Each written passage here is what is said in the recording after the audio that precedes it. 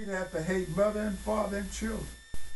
And after hating them, leave them, which means putting God first, really. It means putting him first when you say you have to hate the children, but it means putting God first. So if any person thinks he can go to heaven by keeping the law, he must remember that he cannot pick out which commandments he will observe or forget others.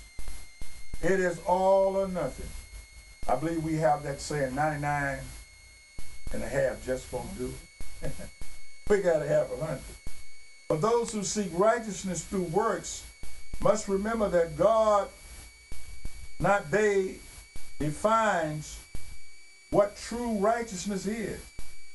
He requires perfection, thus no human from Adam who has succeeded in gaining heaven by this route.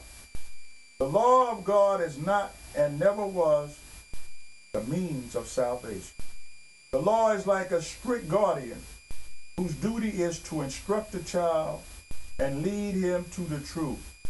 When people come to Christ, they are delivered from the curse of the law.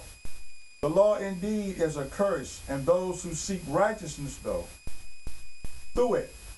But it is also a teacher. It shows us how sinful we are and reveals how self-righteous we are. The law is designed to cause us to flee from its presence. So we must learn that as we accept God as our personal Savior, we must be committed. We have many lessons that shows us that there were many who were committed to the Lord, committed to doing his will, putting God first. And we have the first one in our lessons when Gabriel came to Mary and told her that she would bear and conceive the Savior of the world, which is Jesus Christ. And Gabriel gave her that news, and she was committed. She said, "Let it be as thou hast said." And Gabriel told her that his name will be called Jesus, and he would save men from their sins.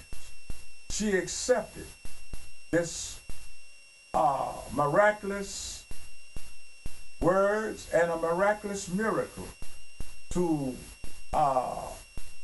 have Jesus as her son.